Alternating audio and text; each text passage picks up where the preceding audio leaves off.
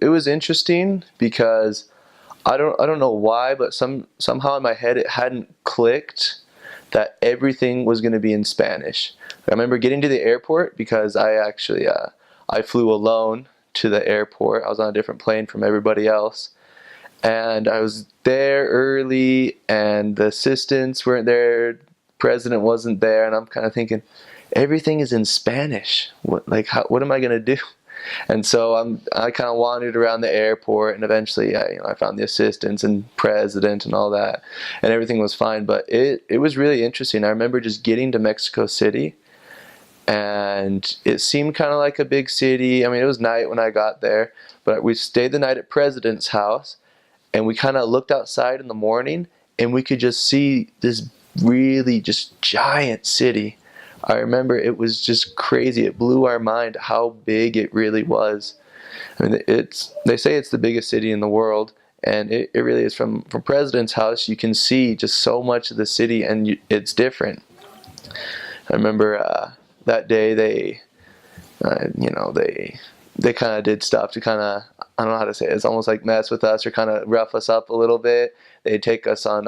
We'd have to walk from President's house to the offices, but it wasn't really much of a walk. It was kind of like a really, really brisk speed walk where we kind of had to run to keep up with the assistants kind of thing. And they almost did it just to kind of break us into the work and everything. But it was so interesting, just such a different culture, and we were all just not ready for it. And I don't know, that was a really lasting memory for me, and how I guess the mission was going to really be full of work. And remember, we got there, we got our trainers, we called them our dads, and then we were just sent off to our areas to get to work, and that was it. Well, in Mexico City itself, the church is huge. I mean, there's just tons and tons of members in Mexico City. I mean, that's why there's 7 missions in Mexico City.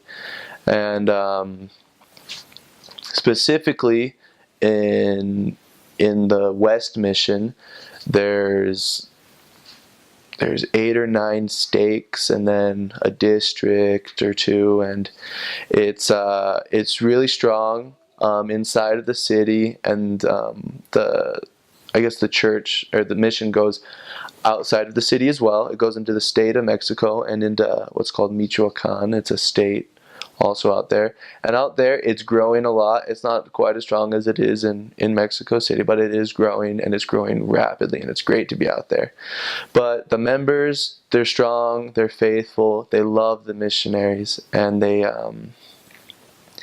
really do want to help.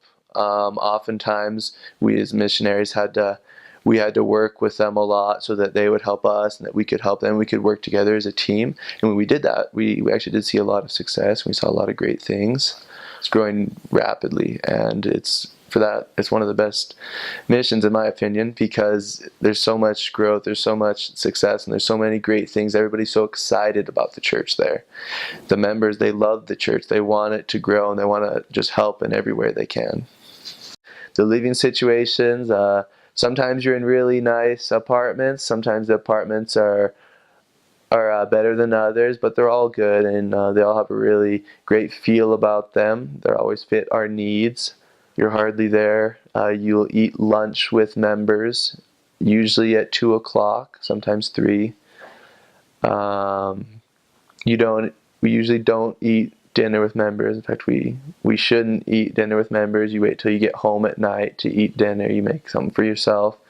You're out all day. You're working. You're visiting people. As far as it goes for how we get around, there are buses just about in every area where you'll be.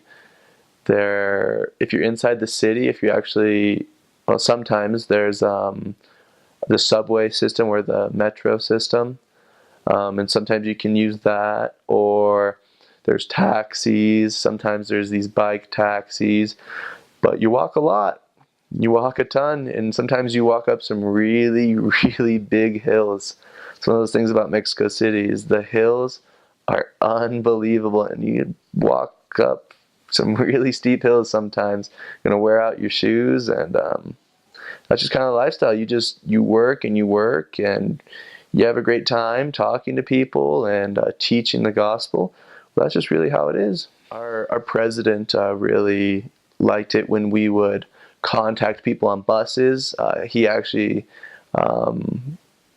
taught us to ask permission from the bus driver if we could present ourselves, or if we could start talking to everybody on the bus. So we kind of stand up in front of the whole bus and we'd get everybody's attention, and we'd tell them a little bit about the gospel, who we are, what we're doing, and then we kind of go to each person and we try to see if they'd like us to come visit them sometime. That was a really great way to contact, being more efficient with our transportation per se, or we talk to the taxi drivers or people on the metro. As far as it goes for the tips, you need to make sure you get the right price, because sometimes they can raise the price. Like, I don't know, sometimes taxi drivers they raise the price on us, and sometimes we just didn't know any better, but you could haggle a little bit. For crime and safety, most of the areas in the mission are pretty safe. Usually though, if you are in, trying to stay in safe parts of it, you're fine as long as you're doing what's right and you just try to be nice to people and be on everybody's good side and everything. Usually things are okay. There's sometimes, it's not always the per se safest area, but for the most part, I think that the areas are pretty safe. One of the funny things, I guess everybody kind of makes jokes about it, is on the metro. It's just so crowded. It's so crazy crowded. There'll just be hundreds of people lined up to get onto the underground train, and you just would not believe the way that people try to get in there. I mean, they all kind of push and shove and kind of throw punches to try to get into the metro, and then they start going in through the windows to try and get in there, and then when you think like nobody else could fit in, like the doors are trying to close on there, more people get in, and you're just kind of astonished by it. And then there's kind of like the panic of when your companion's in there, but you haven't gotten in yet because there wasn't room, and you have to kind of fight your way in to not get separated. It's funny, and it's something that everybody experiences. I personally didn't really have like too many scares. I mean, there was one time I was 4.5 months into the mission. I was pretty new, and I was in Toluca at the time, which is the city outside of Mexico City, and I had to travel into Mexico City to the offices to be with my new companion. And I remember I had to travel alone. I don't know why. At the time, you can't, nobody travels alone anymore, but at the time you could. And I remember I went on a bus from Toluca to Mexico City and to the bus station. And outside of the bus station, some guy just asked me, "Hey, you need a taxi?" And I thought, well, yeah, I do, actually, because I need to go to the mission offices. And so I get in the car with him, and we're driving along. And I'm kind of looking around in his car, and I kind of realize this guy isn't a taxi.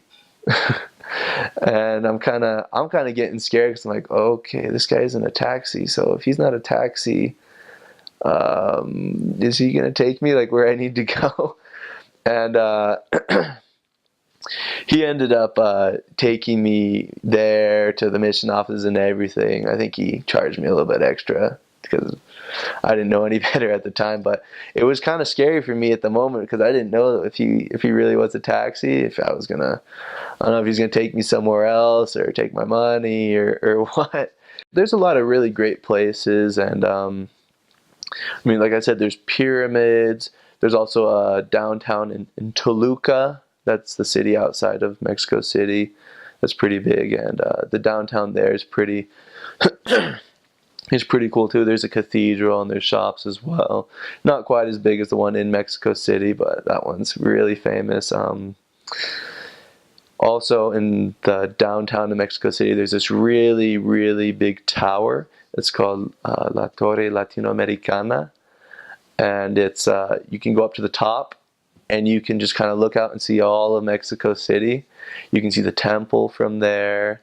You can see just all of it, and it's really cool. It kind of surprises you how big it really is. As far as it goes for other kind of touristic or cultural sites, sometimes there's malls. There's some cool malls here and there, depending on what the zone you're in. Sometimes you'll go to a mall or have other activities, but I could name a few of the malls. Like there's the Santa Fe, or there was Mundo A, or there was Satellite, and they were great. Sometimes go even grocery shopping there or for other stuff on your P day, but it wasn't really that big of a focus. But when it seems like there was more cultural sites, like the pyramids and different villages that were kind of cool to visit. It seemed like there was more outside of there. Like the butterflies one out in Michoacan, there's that sanctuary. There's also a smaller sanctuary in another village called Valle de Bravo, which Valle is it's a really, really touristic place there. It's really pretty. It has this nice lake and everything, but there's the butterflies there as well. Well, in Mexico, there's a lot of really strong traditions. On the historical side, a lot of the kind of, I want to say, Aztec type culture. And yeah, it's interesting. They have a lot of pyramids, and they kind of, it's like all of the names of places are some Aztec or Mayan name, and you kind of look at them and you don't even know how to pronounce it sometimes. Then you kind of hear it, and it's just interesting. Maybe a good example would be of a name of a place that's difficult when you look at it. It's called Tlalnepantla, and you kind of look at it and you think, how do you say that? But it's just a Mayan, or I don't remember if it's Mayan or Aztec, but it's one of those words. And so there's a lot of that. Switching to more of the religious side of the culture and everything, the Roman Catholic Church is very strong there. A lot of very faithful members of the Roman Catholic Church, and they have these really strong ties, and they have a really great faith. It's great because just about everybody believes in Jesus Christ, and there's so many people that want to hear about Jesus Christ and want to love people who believe in Jesus Christ as well and in God. And I would say that most people want to do well to others, and they want to just love people. On the social side of the culture, people are so friendly, and they just love talking to each other and making jokes to each other. They love just kind of hugging each other, and just everybody loves just being together, really togetherness with the family, and they love eating together. People will want to invite us to dinner because they like us. They want to give us food because it's a way of them expressing their care for us and their love for us. So they have a great culture. Sure. There is a really great need to be respectful, because a lot of times people can get offended if we aren't respectful of their beliefs. And we don't want that in any way. We don't want anybody to take offense. We want to be in good standing with everybody in every way. And so as far as it goes for that, you do have to make sure we're really respectful, and not just of their beliefs, but also of the social aspects. Maybe somebody wants to talk to us for a while, but we have to get to an appointment. You just kind of have to find a way to nicely let them know that we do need to go, but that maybe we want to talk to them another time, or however it is. But just as long as we're respectful, that's a big do. And so don't be disrespectful. For the do's and the culture, well, we have on the P days, when we have permission from President, you have to go to all the historical sites. When you're in Mexico City, it's an absolute must to go to the center, the downtown. It's called El Zócalo. You have to go. Everybody goes. There's a huge cathedral. there's all these shops, all these historical sites. There's some pyramids. It's great. There's this Thai shop where all the missionaries go and they buy all these Thais. It's called Chinos. You haven't served in Mexico City if you didn't go to Chinos, you know. So there's a big do. Also, when you're outside of the city itself, when you're in the state, when you're in maybe around Toluca, which is a big city outside of there, or in the smaller villages surrounding there, you have to go to all of the sites of the pyramids, because there are pyramids, and there are just great things to learn. Also, if you go to Michoacan, you have to go see, and you're in there in the winter, you have to go see the butterflies. It's this really famous thing there where they have just thousands and thousands and thousands of monarch butterflies. It's an actual sanctuary there, and it's just the prettiest thing. You have to go see it. So the do's are definitely go and see and have fun and experience it. Don't be disrespectful. In the summer, it rains and it rains and it rains. I got there in September, and so it was just kind of sunny still and everything. Rain season had just ended, and then it kind of started getting cold through the months, and then it gets really cold in the winter. It doesn't snow, but it gets cold and kind of bitter, especially if you're in Toluca and that area. Toluca's kind of famous for being cold. But, I mean, it just gets cold. You usually have a jacket or your coat, and you just kind of work through it. But then it kind of starts getting hot into April and May.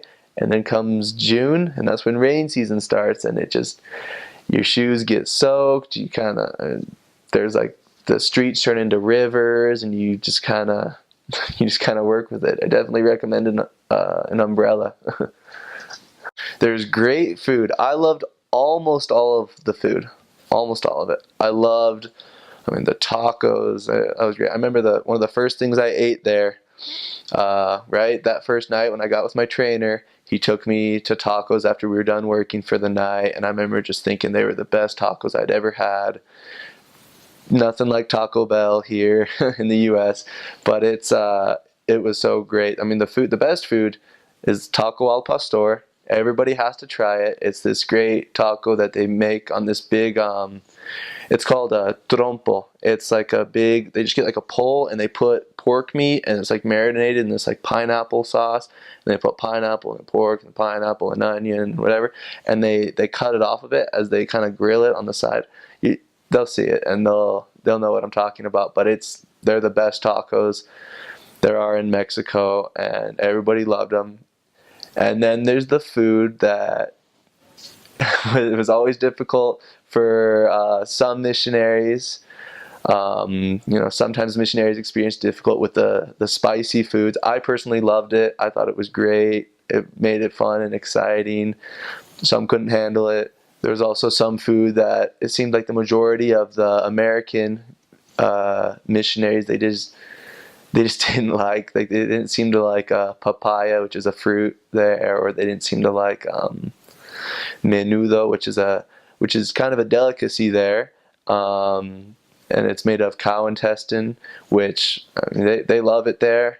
There's some Americans that love it. It seems like a lot don't. So the food, I loved it though. I loved just about everything there, and I mean there were hardly any meals that I didn't like. To be honest, I couldn't even pick out from a memory of a meal that I really didn't like. So I really did like it. I did enjoy it. Food was great because of the difference in the food. Sometimes, the missionaries from the United States, we could get sick. Kind of happens to everybody, even the missionaries from other Latino countries. They can get sick as well, but it just happens. You get used to it. You work through it. There's no excuse not to work. But there was a lot of just great food. Spanish it's a great language. It's a beautiful language. It makes so much sense once you learn it. Everything just, I don't know how to say it otherwise than it makes sense. Mexico City has a really famous kind of Spanish. It has these really strong accents where they kind of it's sing-songy, and they use a lot of slang and all this. And it's called Chilango, and it's interesting because the people there are called Chilangos, but so that's kind of how the Spanish is also. But it's really interesting. They all kind of everybody recognizes it. But as missionaries, we didn't use the slangs. We tried to be professional, and we tried to really set a good example in our Spanish. We just tried to have a really professional aspect about it. But it's a great Spanish. It sometimes for the guys that are learning Spanish, it's difficult. But everybody learns it. Everybody does. I mean, nobody goes home at the end of their mission, still speaking English. Like, they can't speak Spanish. I mean, it's just how it is. You see some of the missionaries from the United States. They'd come in, and we just couldn't speak Spanish that well. But for some guys, it's 2 weeks later they speak Spanish. For some guys, it's a month later. Some guys, it's 2 or 3 months. But everybody ends up speaking Spanish. Oftentimes you're with a companion from Mexico or Peru or wherever else, and they don't speak English, and you make ends meet, you figure it out, and you get it done. It seemed like our mission president was so inspired in so many ways, and he would promise us when we would follow his instructions, he would promise that there would be great success and that the wards would grow and that things would just be great. And I remember that. And as we started to put things really into play, I remember it was maybe my last transfer. And I remember we just tried doing things just really how President had taught us. I mean, we were really trying to work hard, but work with members, getting referrals, contacting referrals, and just contacting everybody we could, and just working just as hard as we could. And I remember just thinking things were so great. I remember thinking that the ward had grown so much, and that the ward was just so much better. Like, everybody just seemed happier. And that was actually really special, because sometimes when people get to know the church, sometimes maybe they don't always end up getting baptized, or sometimes they do get baptized, and after a little while sometimes they kind of fall away a bit. Oftentimes they come back, but it's just kind of how it is. But it seemed like people wanted to be a part of the church more, and it seemed like people were just happier, and that's what the gospel brings, right? I remember there was another area I was in that I didn't know it at the time. I didn't know anything, but I guess the ward was really, really struggling. And I just had barely gotten there, and I could see that maybe there's some things that maybe more people could attend church or whatever. But I remember from the time we got there, just trying to work the way President had taught us and everything, I remember seeing that the ward had just grown and people were happy, and that the gospel was just filling people's lives. People were being baptized, less active members were coming back to church, more people were being put into great callings or more activities, but things just seemed so great. And those were the kind of experiences for me that were the most special. Maybe I personally didn't have like some great experience where we challenged somebody to be baptized, and then a pillar of fire came and they knew they had to be baptized, or those kind of things. Maybe it wasn't so much that, but maybe it was more all the little things that I saw on the individual level with the people, that I saw people's lives change, and I saw them become happier with the gospel. What was the craziest food you had in Mexico? I think the craziest food I ever had were dog tacos. I'm not sure when I ate them, because if you have them, they're usually just lying to you because the tacos are like really cheap. If they're really cheap, it means they're probably made of dog. I have eaten those tacos, but I wasn't really sure if they were dog or not. Perfect. What was the craziest or most dangerous experience you had? The craziest or most dangerous experience I had, probably one of the craziest. We went to a temple trip with the whole ward for just to go visit the new visitor center. And we went on a whole bus for about a 2-hour ride to get to the temple from a city outside of Mexico City. Anyway, we left the temple around like 7:30 or 8, and on the way back on the mountain pass, going back to the city, around 9-ish, 9 at night, 9:30, the bus breaks down, and we were stranded out on the freeway till about 10:30 or 11, until another bus came, and we went on that and didn't get home till really late. President knew about it. We weren't. I mean, we were talking to our leaders, and they all knew about it. But it's kind of crazy just to be out that late and just kind of be there. What was the most important lesson you learned on your mission? Most important lesson. I think the most important lesson was to really learn to care for people and to really want to see their individual happiness. What was the greatest skill you gained on your mission? I think apart from Spanish, because Spanish is great just about everywhere, I think one of the most important things was planning and being able to plan 6 weeks out always, and being able to know how things were going to happen and when and where and why and how we're going to do everything. I think the exact planning was very important. Let's see.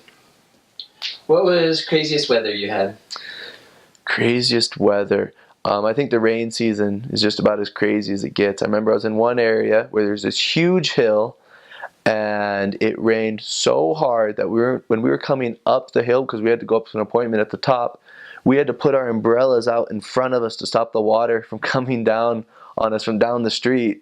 I mean, it was just soaking wet. And then when we came down the hill after, it was seriously a river, just a straight river, and we had to cross it to get to another appointment. So yeah, I pretty much walked through water up to our knees at least. I mean, Cool.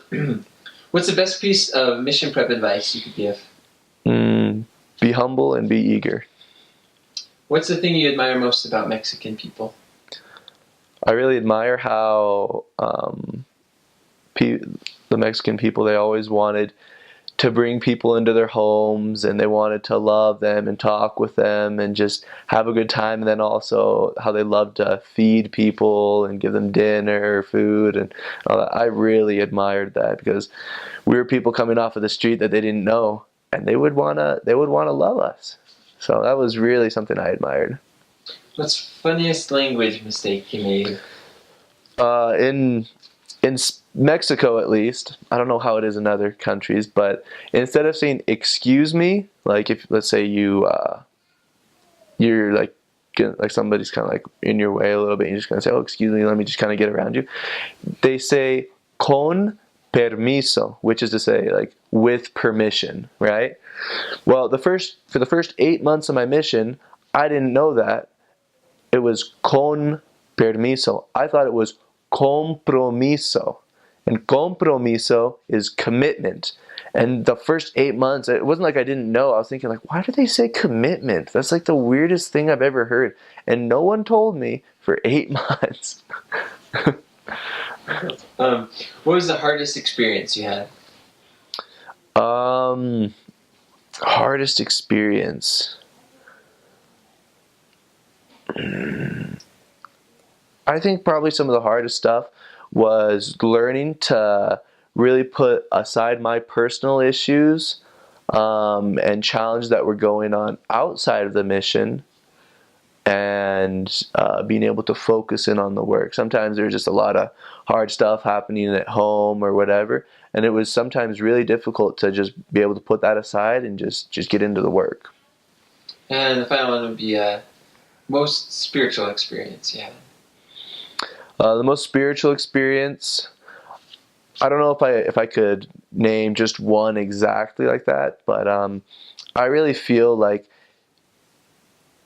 it was always so amazing to see an individual change, which it happened many times. And I love just being able to see how they went from one person to becoming almost a completely different person, a happier, better person.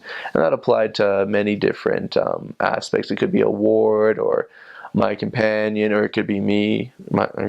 I could change. So that was always really great to see the changes in people. I'd say that was really something very, very spiritual for me. One of the most important things is to just be humble, because I think a lot of times we just really want to work hard and we want to be doing things right, and we just want to get it done because we're eager and we want to be good missionaries.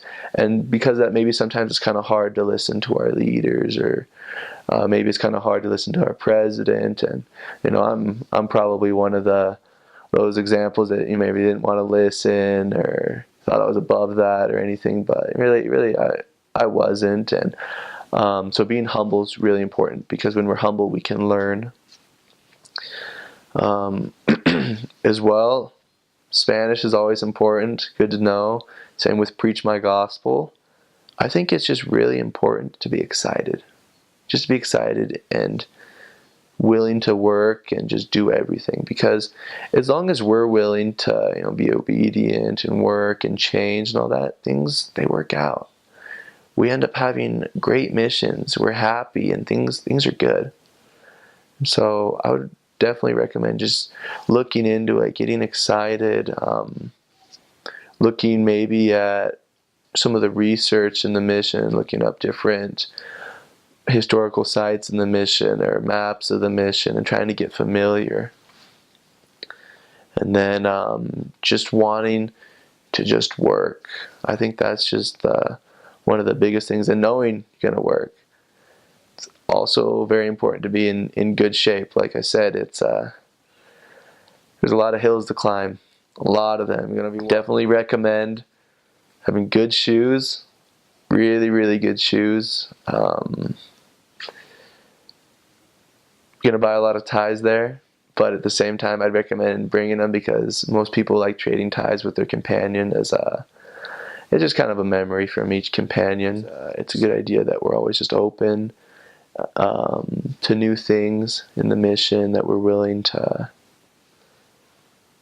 work, we're willing to adapt to their culture, and that we have fun. I think my dad told me a lot when I was in the field. He would tell me that if I'm not having fun, I'm not doing it right. And that doesn't necessarily mean I'm going to be disobedient or whatever to have fun, but that I need to find a way to have fun in the work and to enjoy it and show what's great about the gospel. It's just really important to look at the small stuff. Like I said, with maybe my spiritual experiences, I think that there are less times when we'll have some great spiritual experience, like what we read in the scriptures of an angel appearing, or a pillar of light, or people being surrounded with fire, or those things. But I think it's those little things. I really do believe that those little changes are the most important things. The small moments we have in our mission, when we see that our companions have become better, or they grew in the transfer we were together, or that the ward grew and was bettered in the time we were there, or that we were bettered, that we grew. Maybe Mike said I grew. That was always really, really special.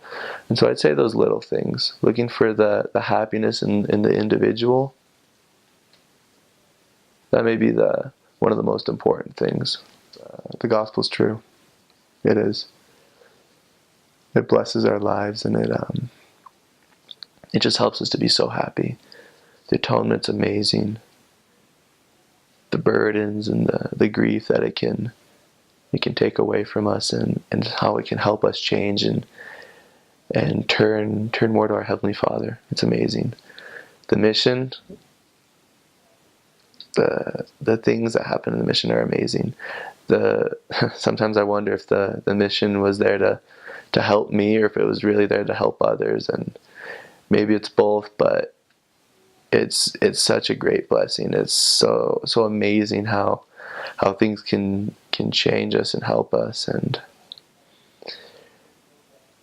how it helps us become closer to our Savior. Really, I do know that Jesus Christ is our Savior. I do know that He loves us. He's willing to help us through even our hardest times. I think back on the parable of the Good Samaritan, and we know that in that parable, the Good Samaritan is a symbol of Jesus Christ. And I remember when he takes the man who was robbed, and he takes him to an inn. You notice that he actually stays in the inn that night with him before he leaves him to the innkeeper. And I really do believe that Jesus Christ as well, He stays with us through the night. He helps us through those hard times. And I know that. I really do know that He does. And He's there to love us and help us in every way.